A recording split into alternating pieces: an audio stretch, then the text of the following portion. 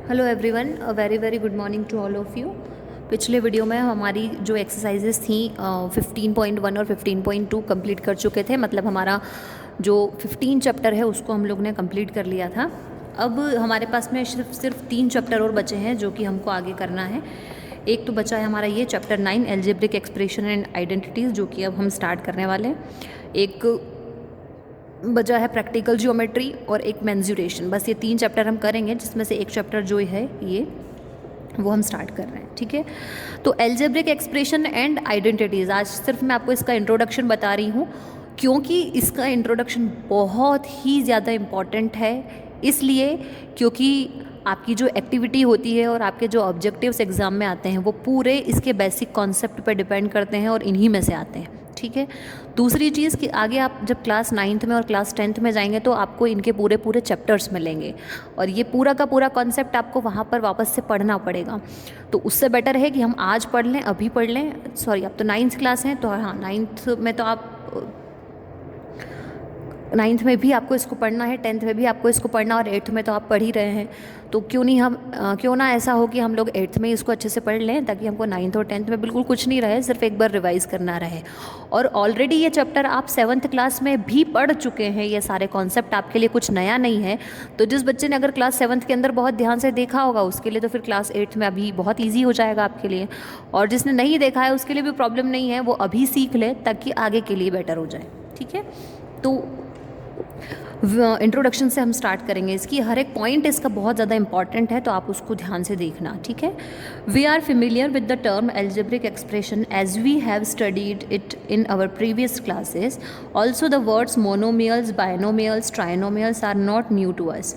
मतलब ये कि इस प्रीवियस क्लासेस में हम इस एल्जेब्रिक एक्सप्रेशन के और टर्म्स के बारे में पढ़ चुके हैं, हमारे लिए इसमें कुछ भी नया नहीं है। ये जो मोनोमियल्स, बायनोमियल्स, ट्राइनोमियल्स वर्ड आगे जो आने वाले हैं इसके इंट्रोडक्शन में, वो वर्ड्स भी हमारे लिए नए नहीं हैं।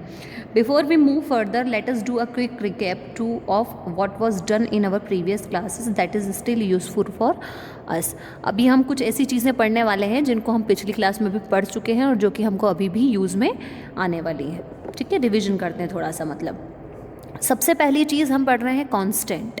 तो कांस्टेंट क्या होता है ना बेटा, कांस्टेंट मतलब होता है फिक्स्ड न्यूमेरिकल वैल्यू।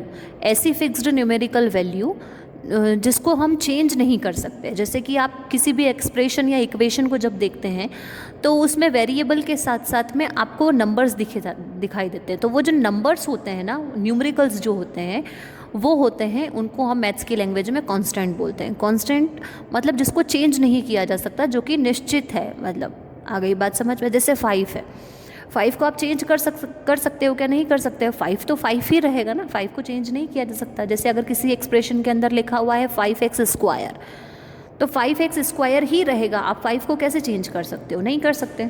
तो ऐसे नंबर्स जो होते हैं जिनको चेंज नहीं किया जा सकता, जो कि एक फिक्स्ड न्यूमेरिकल वैल्यू होती है, वो होती है कांस्टेंट। तो एल्जेब्रिक एक्सप्रेशन का सबसे पहला जो चीज़ है वो है कांस्टेंट, और कांस्टेंट के बारे में मैंने आपको बता दिया। ठीक है, अब ये चीज़ हमारी हो गई। अब दूसरी चीज़ जो हम पढ़ने वाले हैं वो है वेरिएबल्स। अब वेरिएबल्स के बारे, अब देखो डेफिनेशंस तो और जो भी आपको पढ़ना है वो आपको वैसे तो यहाँ मिल जाएगा, लेकिन मैं आपको अपनी खुद की लैंग्वेज में बता रही हूँ ताकि आप लोगों को वो चीज़ें अच्छे से समझ में आए। वेरिएबल्स, वेरिएबल का सिंपल मीनिंग ये होता है अल्फ़ाबेट। अल्फ़ाबेट मतलब जो आप ABCD लिखते हैं ना, A से लेकर Z तक की, वो अल्फ़ाबेट्स आपने देखा होगा बहुत सारे एक्सप्रेशंस में, बहुत सारी इक्वेशंस में। हमने देखा है मैथ्स में A लिखा हुआ आता है, कहीं पे B लिखा हुआ आता है, किसी किसी इक्वेशन में X लिखा हुआ आता है, Y लिखा हुआ आता है, Z, कभी S, कभी P, कभी Q, कभी T, कुछ भी लिखा हुआ जाता है, कोई भी अल्फ़ाबेट। तो हम उसको डायरेक्ट अल्फ़ाबेट नहीं बोलेंगे, हम उसको इस लैंग्वेज में और स्पेशली एल्जेब्रिक एक्सप्रेशन वाले चैप्टर के अंदर हम उसको वेरिएबल बोलेंगे। क्या बोलेंगे? वेरिएबल। तो वो जो अल्फ़ाबेट्स होते हैं जो कि एक्सप्रेशन के अंदर रिप्रेजेंट किए जाते हैं, वो होते हैं वेरिएबल्स, उनको कहा जाता है वेरिएबल्स। तो ये हो गई वेरिएबल्स वाली चीज़। तीसरी चीज़ जो इसके अंदर आती है एल्जेब्रिक एक्सप्रेशन। तो अभी तक हमने 2 चीज़ें पढ़ी, एक तो पढ़ा कांस्टेंट, ठीक है, जो कि होती क्या है? फिक्स्ड न्यूमेरिकल वैल्यू, और वेरिएबल मतलब जो होते हैं अल्फ़ाबेट्स। तो कांस्टेंट और वेरिएबल का जो कॉम्बिनेशन होता है वो होता है एल्जेब्रिक एक्सप्रेशन। मतलब कांस्टेंट का और वेरिएबल का कॉम्बिनेशन जो कि किसी ऑपरेशन के थ्रू जुड़ा हुआ है, वो आपका एल्जेब्रिक एक्सप्रेशन कहलाएगा। जैसे ऑपरेशन मैंने इसके अंदर एक नया नाम लिया। ऑपरेशन का मतलब मैथ्स के अंदर होता है, ऑपरेशन के अंदर वो डॉक्टर वाला ऑपरेशन नहीं, ठीक है। ऑपरेशन का मैथ्स के अंदर मतलब होता है प्लस माइनस मल्टीप्लाई और डिवाइड। प्लस माइनस मल्टीप्लाई और डिवाइड को मैथ्स के अंदर ऑपरेशन कहा जाता है। तो आपके कांस्टेंट और आपके वेरिएबल किसी भी ऑपरेशन के थ्रू जब जुड़े हुए होते हैं तो उसको हम क्या बोलते हैं, एल्जेब्रिक एक्सप्रेशन। जैसे कि आप यहाँ पे देख सकते हो, जैसे 2x लिखा हुआ है, तो ये इसके अंदर 2 क्या है, कांस्टेंट है, और x क्या है इसके अंदर, वेरिएबल है। देखो इन दोनों का एग्जांपल आपको यहाँ मिल जाएगा। जैसे 2 क्या है, कांस्टेंट नंबर, मैंने बोला था फिक्स न्यूमेरिकल वैल्यू, और x क्या है इसके अंदर, वेरिएबल, क्योंकि ये एक अल्फ़ाबेट है। तो कांस्टेंट का और वेरिएबल का कॉम्बिनेशन जो कि किसी ऑपरेशन के थ्रू, अब देखो इसमें प्लस भी लिखा हुआ है, फिर 3 और y, 3 कांस्टेंट हो गया, y वेरिएबल हो गया, तो 2x + 3y, तो ये क्या हो गया, एक एल्जेब्रिक एक्सप्रेशन। क्यों, क्योंकि इसके अंदर कांस्टेंट भी है, इसके अंदर वेरिएबल भी है, और इसके अंदर एक ऑपरेशन भी है, ठीक है। तो ये हो गई आपका simply algebraic expression. I don't think कि इसके अंदर कोई प्रॉब्लम होनी चाहिए, बहुत सिंपल लैंग्वेज में मैंने आपको ये चीज़ बता दी। Okay, now our next point is term. Term क्या होती है, टर्म को आपको एग्जाम्पल से समझना पड़ेगा, ठीक है। तो टर्म का मतलब यहाँ पर होता है कि किसी ऑपरेशन के स्टार्ट होने से अगले ऑपरेशन के स्टार्ट होने के बीच का जो कांस्टेंट और वेरिएबल का कॉम्बिनेशन होता है वो होता है टर्म। जैसे कि आप यहाँ पे देखिए, ये है 2x, ये पूरा एक एक्सप्रेशन है, 2x + 3y + z/11 - 7, ये पूरा एक एक्सप्रेशन है। अगर मैं आपसे पूछूं कि इस एक्सप्रेशन के अंदर कितने टर्म्स हैं, तो इस एक्सप्रेशन के अंदर आप वो कहेंगे कि 4 टर्म्स है। क्यों, एक ये वाला 2x, एक 3y, एक z/11 और एक 7। देखिए ऑपरेशन के स्टार्ट होने से पहले वाला जो होता है वो एक टर्म होता है, जब तक कोई दूसरा ऑपरेशन वहाँ पर ना लगे। तो 1, 2, 3 और 4, मतलब इस एक्सप्रेशन के अंदर कितने टर्म्स हैं, 4 टर्म्स हैं। तो ये होते हैं टर्म्स। तो अब 4 चीज़ें मैंने आपको बता दी, इसके अंदर कांस्टेंट बता दिया मैंने आपको, वेरिएबल बता दिया मैंने आपको, एल्जेब्रिक एक्सप्रेशन बता दिया मैंने आपको, टर्म बता दिया। अब हमारी आगे की चीज़ पे हम चलते हैं जो कि होती है टाइप्स ऑफ एक्सप्रेशन। अब एक्सप्रेशन के भी बहुत सारे टाइप्स होते हैं, कौन कौन से टाइप्स होते हैं वो हम देखेंगे। पहला टाइप है मोनोमियल।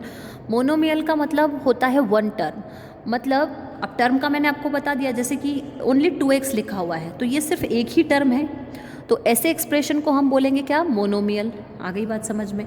अब 2x के साथ मैंने यहाँ पर लिख दिया मान लो 5y, ठीक है, तो 1 और 2 टर्म्स हो गई, तो उसको हम बोलेंगे बाइनोमियल।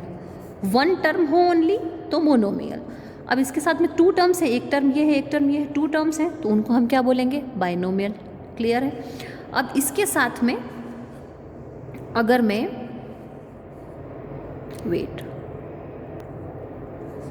इसके साथ में अगर मैं एक और टर्म को जोड़ दूं तो कितनी टर्म हो गई, 1, 2, 3 टर्म्स हो गई। 3 टर्म्स हो गई तो अब हम उसको क्या बोलेंगे, ट्राइनोमियल। तो 1 टर्म हो मोनोमियल, 2 टर्म्स हो तो बाइनोमियल, 3 टर्म्स हो तो ट्राइनोमियल। और 3 से ज़्यादा हो, जैसे मान लो मैंने इसके आगे लिख दिया प्लस करके 7, तो कितनी टर्म्स हो गई, 1, 2, 3 एंड 4। तो अगर 4 टर्म्स है, मतलब जब भी 3 से ज़्यादा टर्म हो, ठीक है, यहाँ पे लिख रखा है 2 और मोर टर्म्स, लेकिन आप इसको कर लेना 3 और मोर टर्म। तो 3 और मोर टर्म मतलब 3 से ज़्यादा टर्म हो अगर, तो उसको फिर हम कहेंगे पॉलिनोमियल्स, उसको हम क्या कहेंगे, पॉलिनोमियल। तो ये 4 चीज़ें आपको ध्यान रखनी है। 1 टर्म हो तो मोनोमियल, 2 टर्म्स हो तो बाइनोमियल, 3 टर्म्स हो तो ट्राइनोमियल, और 3 से ज़्यादा टर्म हो तो आप क्या कहेंगे उसको, पॉलिनोमियल।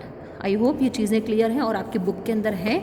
अगर आपको कोई प्रॉब्लम आ रही है तो आप इस वीडियो को रिपीट करके देखना, नहीं तो आप बुक के अंदर भी उसको देख सकते हो, ठीक है। अब जो चीज़ हम देखेंगे आगे, जो पढ़ने वाले हैं हम,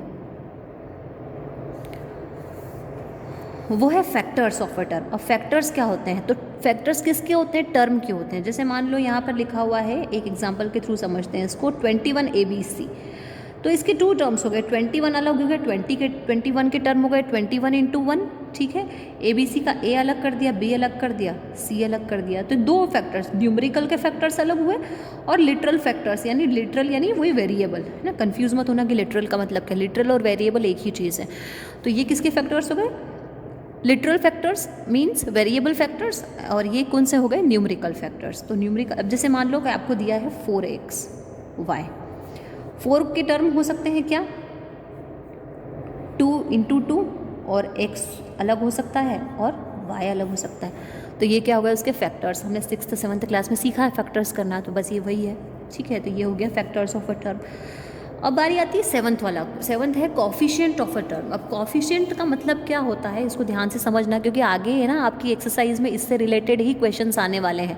तो अगर आप अभी समझ लेंगे ना तो आप क्वेश्चंस को अपने आप सॉल्व कर पाएंगे। मैं वापस से आपको यही बोलूँगी कि मैंने इंट्रोडक्शन में समझाया था आपको कि वैसा था वैसा था, तो आप इसलिए इंट्रोडक्शन को अच्छे से समझ लीजिए। तो कॉफिशिएंट का मतलब होता है किसी भी न्यूमेरिकल के किसी भी वेरिएबल के जस्ट पहले वाला नंबर, मतलब न्यूमेरिकल, वो होता है कॉफिशिएंट। जैसे कि यहाँ पे लिखा हुआ है 13 है, ये 13xy, ये आपका क्वेश्चन है ना, 13xy। अब आपसे कहा गया कि x का कॉफिशिएंट, हमेशा कॉफिशिएंट वेरिएबल का ही यानी अल्फ़ाबेट का ही फाइंड किया जाता है। आपसे कहा गया कि x का कॉफिशिएंट बताइए, तो x के जस्ट आगे कौन सा नंबर लिखा हुआ है, 13, और पीछे कौन सा छूटा हुआ है, y। तो आप क्या लिखेंगे, the coefficient of x is 13y। अब अगर आपसे इसमें से पूछा जाए कि द कॉफिशिएंट ऑफ y बताइए, तो y के अलावा यहाँ पे कौन, y को जिसका कॉफिशिएंट पूछा, जो जिसके बारे में पूछा जाए उसको छोड़ देना, और उसके अलावा जो भी हो वो आपका कॉफिशिएंट होगा। तो y का पूछा है तो y के पहले कौन से नंबर हैं, 13 और x, तो the coefficient of y is 13x। और अगर आपसे पूछा जाए द कॉफिशिएंट ऑफ 13, तो 13 के अलावा यहाँ पे क्या बचा हुआ है, x और y, तो the coefficient of 13 is xy। I hope कि चीज़ें क्लियर हो गई होंगी, ठीक है। जो भी पूछा जाए उसको छोड़ के जो नंबर होगा वो टर्म के अंदर। लेकिन अगर यहाँ पे अगर मान लो कि 4 होता, तो अब ऐसा नहीं कि आपसे x का कॉफिशिएंट पूछा जाए तो आप 13y + 4 लिख दें, नहीं, उसी टर्म में से लिखना है, दूसरी टर्म पे आपको नहीं जाना है। क्लियर है। अगर इस टर्म में भी x हो तो आप लिखेंगे फिर कि x का कॉफिशिएंट कितना है, 4। ये चीज़ें थोड़ी सी जब आप आगे एक्सरसाइज में इस चीज़ को सॉल्व करेंगे ना तो आपको अच्छे से समझ में आ जाएगी, इसलिए पहले आप इनको अच्छे से देख लो, बाकी चीज़ें हम फिर बाद में करेंगे। 8th वाला, लाइक एंड अनलाइक टर्म्स, ये आपने 6th क्लास में पढ़ा है। The terms which have small literal factors are like terms, मतलब ऐसे टर्म्स जिसका वेरिएबल फैक्टर्स जो हो वो बहुत सेम हो, बिल्कुल, वो होते हैं लाइक टर्म्स, और जिनके डिफरेंट हों वो होते हैं अनलाइक टर्म्स। जैसे कि ये है 2xy 2yx, इन दोनों के आप देखो वेरिएबल सेम है, इसमें भी x है, इसमें भी x है, इसमें भी y है, इसमें भी y है, तो दोनों के जो वेरिएबल्स हैं वो सेम है, इसलिए ये क्या हो गया, लाइक टर्म्स। और जहाँ पे यहाँ पे देखो आप x² y है और यहाँ पे y² y है, तो ये कौन से हो गए, अनलाइक टर्म्स। क्यों, क्योंकि इनके वेरिएबल तो x और y ही हैं, लेकिन इसमें x का स्क्वायर है, इसमें y का स्क्वायर है, इसलिए अनलाइक टर्म होगा। और यहाँ पे क्या थे, वेरिएबल दोनों के सेम थे, इसलिए ये कौन से टर्म्स थे, लाइक टर्म्स, ठीक है। मोनोमियल्स, बाइनोमियल्स एंड पॉलिनोमियल्स के बारे में मैंने आपको बता ही दिया। आप उसकी एग्जाम्पल्स वगैरह देखना चाहते हैं तो आप यहाँ पर देख सकते हैं। बस रूल्स ऑफ साइन आपको पता ही है, लॉ ऑफ एक्सपोनेंट आप जानते ही हैं, आपने पहले पढ़ा हुआ है। बस सिर्फ यही इसका इंट्रोडक्शन था। इसी इंट्रोडक्शन को आप 2 बार तो कम से कम इस वीडियो को रिपीट करके देखना, और अपनी बुक के अंदर भी इस चीज़ को आप देखना। तो आप अगर एक बार पढ़ोगे तो आपको बहुत अच्छे से समझ में आ जाएगा, क्योंकि अगर इस एक्सरसाइज को और इस आगे जो एक्सरसाइजेज हैं हमारी, उनको अगर हमको अच्छे से सॉल्व करना है और अच्छे से इस चैप्टर को करना है, तो आपको ये पूरा कॉन्सेप्ट आपके माइंड में बैठना बहुत ज़्यादा ज़रूरी है, बहुत ज़्यादा ज़रूरी है। और ये चैप्टर और ये टॉपिक बहुत ज़्यादा ज़रूरी है, इसलिए इसको देखो, इसके पहले कॉन्सेप्ट को क्लियर करो। मैंने करवा दिया है, आप अपने माइंड में क्लियर कर लीजिए। कोई डाउट है तो आप लाइव क्लास में आ सकते हो, उसमें मैं कर दूँगी सॉल्व, है ना। फिर हम कल से इसकी एक्सरसाइजेस स्टार्ट करेंगे, ठीक है। Thank you.